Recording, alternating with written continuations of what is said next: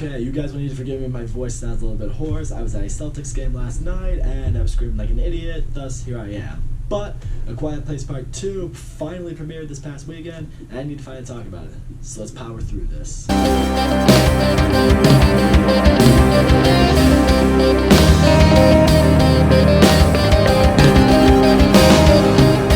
A Quiet Place Part 2 is the sequel to the highly successful, highly acclaimed A Quiet Place, directed by John Krasinski. This one is also directed by John Krasinski and features most of the returning cast, along with some new faces. This movie, once again, we follow the Abbott family. This movie takes place directly after the events from A Quiet Place Part 1. In this story, they are out in this world, trying to find other survivors in this world, still trying to avoid these aliens who will follow them and hunt them if they make a sound. Along the way, they run into a familiar face from their life before this apocalypse had happened, and now it's a matter of finding people out there that are worth saving. I've been looking forward to seeing this movie for a really long time. I went on the record to say A Quiet Place is one of the best horror movies I think I've ever seen. It had one of the most original concepts ever. The cast was great. John Krasinski's directing was unbelievable. It had a lot of emotional elements to it that I was not expecting. It delivered one of the best movie theater experiences I've ever had. That is a movie that sucks you into its world in a way that I don't think a lot of movies do nowadays.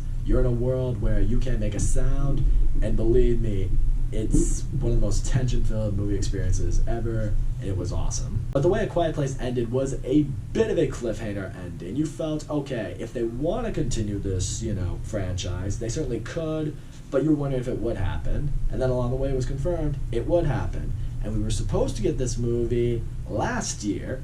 In fact, I remember myself and my girlfriend at the time had ordered our tickets to see the movie because its premiere was coming out, I believe, around the end of March of 2020 is when it was supposed to get released. We had our tickets ready to go. We were going to go see it. But then COVID hit, and I believe A Quiet Place Part 2 was the first big movie that got delayed. And then it kept getting delayed and kept getting delayed, and now finally it's been released. And the reason it got delayed so many times is John Krasinski adamantly stated, I want this released in theaters. In a year where a lot of movies just ended up getting released online or on a bunch of streaming sites, he emphatically stated, I want this released in theaters. And I don't just want this released in theaters, I want it released when a lot of the COVID protocols have at least eased up. It could be a point where it's like, all right, a lot of people can go see it in theaters. It's not like, some places won't open theaters or some theaters are going to have very limited capacity. I want it to be released when things are relatively back to normal. And if you live in the state of Massachusetts like me, things are starting to get there. I'm here to gladly tell you all right now, this was a movie that was so worth the wait. This movie's awesome. John Krasinski I'm so happy he made this movie. I'm someone who's very skeptical towards sequels, especially those towards horror movies, but this is probably one of the better horror movie sequels there's ever been. This movie is fucking awesome. There's a lot to love about it. First of all, I love the way this movie opens up. You get like a day one kind of intro of them showing you like, all right, this is how the invasion happened. This is how a lot of people reacted towards it instantly. This is what happened with the Abbott family first and foremost. Like, immediately you discover these aliens show up, they're attracted to sound, they just hunt everything, and a lot of people died. It really even showed this had an impact all around the world. They were attacking a bunch of different cities internationally. This wasn't just like somewhere where like the US or even like a section of the US was affected. This was everywhere in the world. Once again, the performances in this movie are they're fucking great. They really are. Emily Blunt is awesome in this movie. I feel like she does take a little bit more of a back seat. She doesn't feel as much like a lead actress in this movie. She feels like more of a supporting actress, which I'll touch on in a minute, but she's still great.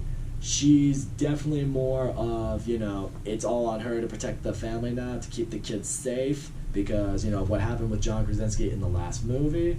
You feel like she has a bit more of a confidence to her in how to take these aliens down as they learned in the last movie, but she still has that fear.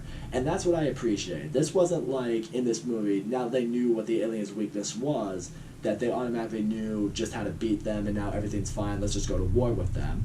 There was still a respect and fear for these aliens. It's like, we still need to avoid them, we still need to be quiet, because these things regardless of what we've discovered, are still very capable of killing us. And because of that, this movie never ever lost its tension. It still has, it still has you on the edge of your seat. You're still afraid to make a sound. You're still afraid to eat your popcorn, eat your candy, or make any kind of noise because you are so nervous you're going to make a sound. Because once again, this movie just sucks you right into its world. And that's where I really give John Krasinski credit. As a director, you need to be able to do that. And he does it just with flying colors. Like, it's truly amazing how well he can direct these horror movies. So many times in this movie, even though it feels like you finally can't take a breath, you want to do it just so slowly and as quietly as you can, because you never truly feel like it's over. Like, something's always going to be happening, something's always going on. That never gives you a chance to just be like, okay, it's done. But getting back to what I said about Emily Blunt, what I really appreciate about this movie is it gave some of these supporting characters from the last movie a lot more time to shine, especially with Millicent Simmons. She being, the deaf actress who plays the deaf daughter of the Abbott family in this movie. She, I feel, gets a little bit more time to stand out. She, helped discover the weakness to the aliens in the last movie, and now she wants to go out and she wants to help people who are out there. She wants to save people. She's prepared to take these things on if she has to.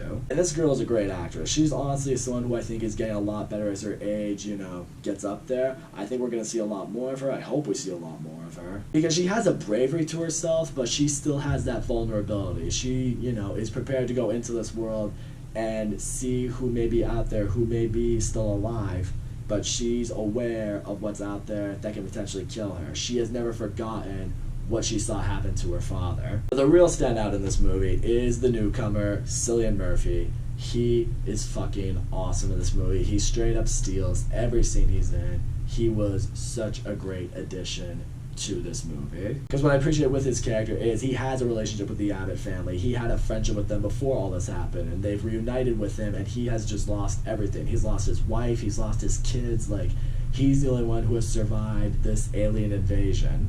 What I love seeing him is he's a man who's really lost a lot of hope. He just believes, he's like, there's nobody that's out there that's worth saving. It's like, if you wanted to survive in this type of world, you need to become someone you don't want to be. And we see glimpses of that in this movie, and we've seen glimpses of that with even him and with certain characters.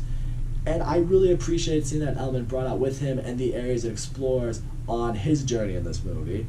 Because we really do see it. It's like when the chips are down, when, humanity reaches its lowest low, civilized people will eat each other. But I think his character development as the movie goes along is great. And I really love the chemistry he develops with Millicent Simmons. Because you feel like the two of them being forced to work together a lot in this movie, they have to play off one another. They have to help build each other up. They have to learn to work together. It kind of leads to Cillian Murphy becoming a guy who doesn't really give a shit to a guy who completely does give a shit. It's really amazing character development with Cillian Murphy. I really loved his character, and I loved his performance here. If I do have any flaws with this movie, the really only big ones I would say is similar to the first Quiet Place, and you could say this goes with almost any horror movie. There are a couple of cheap jump scares that they have. Like, there are a few jump scares in this movie where something actually scary happens, and then it stays with you, but other times it's just, something, boom, a flock of birds fly out or something like that. You're just like, oh, well, that was kind of wasted. That was built up to just be that. But other than that, this movie is terrifying. I mean, this movie is unnerving. This movie is unsettling. It has you on the edge of your seat. Again, you feel like you can't breathe. You feel like you can't make a single noise. You might think that just because what we saw in the first Quiet Place had already been done, you think, alright, it would be wasted by this point. Not at all. This movie didn't really suffer from any form of sequelitis. It was really just, it was riveting in the last movie, it's just as riveting here. And that is now what's going to bring the most popular question that I'm sure people will ask after they see this movie. Is it better than A Quiet Place Part 1? For me, it's close, but I would still give a slight edge to A Quiet Place Part 1, simply because when you see A Quiet Place Part 1 for the first time, it's such an original concept, it's something we had never seen before. It's like, oh, holy shit, this is unique, this is different. We see it again here, and it's still awesome, and we love it, but, it's been done before. It's not as fresh. But here's the other thing that I will say about this. I mentioned earlier how this movie takes place immediately after the events of the first Quiet Place. So one could argue, especially with this being called A Quiet Place Part 2, not A Quiet Place 2, in this case, you could argue that similar to It Chapter 1 and It Chapter 2, it may not necessarily be exactly a sequel to A Quiet Place. This could be a continuation to A Quiet Place. I've thought about it, and I'm thinking to myself, neither of those movies individually are very long. They're both right around 90 minutes. So one could argue you could just splice them both together and just make this one big, long, super movie that is a horror movie that is simply A Quiet Place. I mean, it does in a lot of ways feel like that. It feels like a continuation of a story. It feels like a building upon this world. And it doesn't necessarily feel so much like a sequel. It is a sequel, but in a lot of ways, it feels like a continuation. It just feels like the second half of this big movie. So part of me does wonder if John Krasinski was like, yeah, I'm going to make A Quiet Place Part 1, but I will leave the door open for a sequel. And when it comes to making that sequel, I'm not necessarily going to make a sequel. I'm just going to continue the story immediately where it left off. You know, you could argue he had a big, long plan for this huge movie, and he leaves these cliffhanger endings because he's like, depending on their success, I could make a sequel, but maybe if they're not at the level of success that I want it to be, I could leave it as it is, and people would be fine with it. Kind of like how when the first Quiet Place ended the way it did, a lot of people were like, oh, I mean, it's a bit of an abrupt ending, but still, it's a fucking awesome movie. If that's all we get, that's all we get. And if we get a sequel, awesome, but it stands on its own. That's what I think makes both of these Quiet Places very great movies. Neither of them feels like they need the other one. You could enjoy each of these on their own. They both stand on their own as just great movies individually. And again, that's where John Krasinski deserves all the credit. But that being said, the way this movie ends, there is room for a third movie. And I wouldn't be surprised if A Quiet Place Part 3 happened in the coming years, and maybe that was the movie that officially concluded this franchise.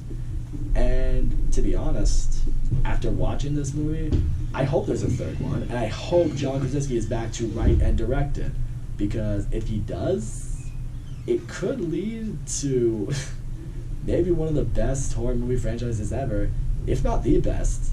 These movies had serious potential to be all-time classics. All in all, A Quiet Place Part 2 is a fantastic horror movie. I loved everything about it. Everyone in this movie just knocks it out of the park. The kid actors were great. Cillian Murphy's great. Emily Blunt is great. You get more invested with these characters than you even thought you could in the previous movie. It builds on them more. I thought Cillian Murphy's character, again, was the perfect addition to this movie. This movie is scary. It is so intense. It will suck you right into its world, and it's not going to let you go until the credits roll. I love the way this movie explored more upon the world. We weren't really stuck in pretty much one setting like we were in the first one, expanded more on the world, and we see a little bit more about how the rest of the world is surviving, which I thought was great. It does in a lot of ways feel not necessarily like a sequel, but more of a continuation as a movie, which for me really isn't a bad thing. And that's just what I'm going to say right now. If you're a fan of the first Quiet Place, you need to see A Quiet Place Part 2 because you're going to fucking love it.